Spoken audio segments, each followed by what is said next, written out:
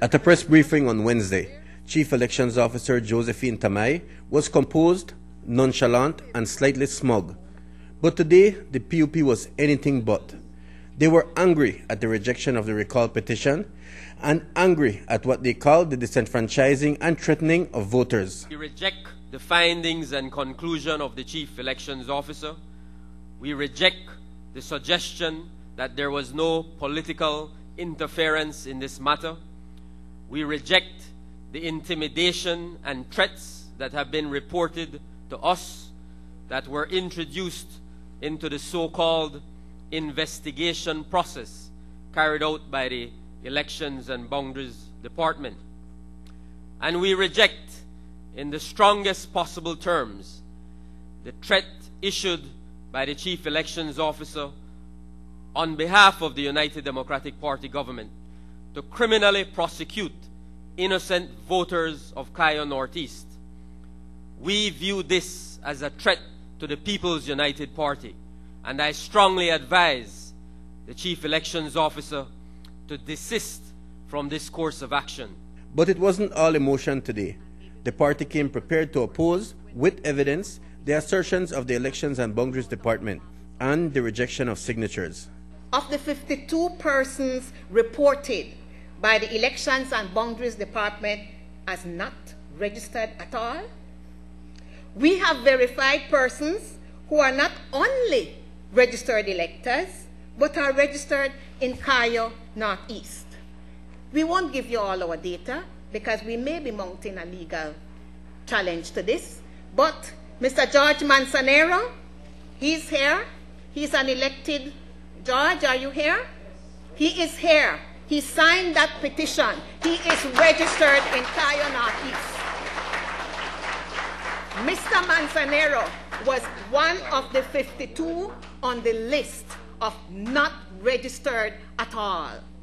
Mr. Manzanero was one of the 52 listed as not even registered.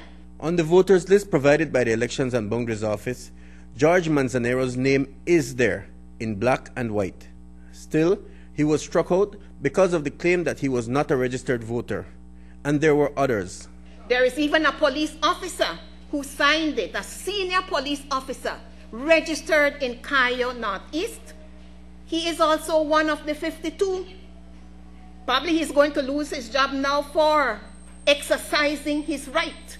And he is Alvan Gentle Jr. of Esperanza. At least he's registered in Esperanza. I won't go down the list. What you heard yesterday was a razzle-dazzle presentation in which there was a rake of 52 and a bunch of other numbers that were thrown together. Okay? And what you ended up with at the end of the day is a collective rejection of 337 petitioners, which boils down to the number you gave a few moments ago, which is, correct me if I'm wrong, 156, okay, excellent. Of that, I've told you that we already know we will challenge around 140 of them, just like that. So that should tell you who's sloppy now. And as to the controversial decision to completely strike out petitioners whose names were submitted more than once, well, the Elections and Boundaries Office came under fire for that too. Regarding the 79 plus 4 equal 83 multiple signage, these voters were literally huffed by the Elections and Boundaries Department, whose power turned to might. Pure and simple. Why? There is no standing, legal or otherwise, to omit these voters under the Recall Representative Act. Even under the Representation of the People Act, persons who register to vote twice are not removed from the electoral list under that act. When there is a double voter registration, which occurs often for various reasons, as in the case of this petition, one of the names remains under the act.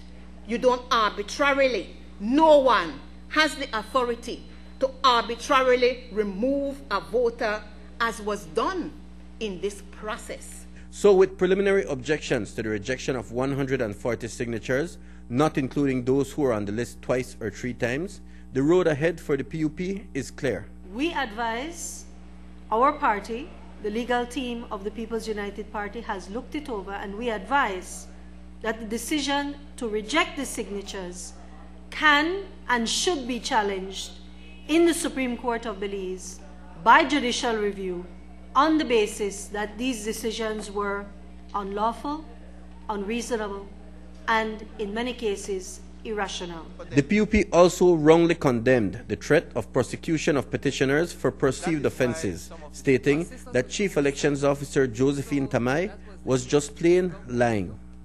Mike Rodon for News 5.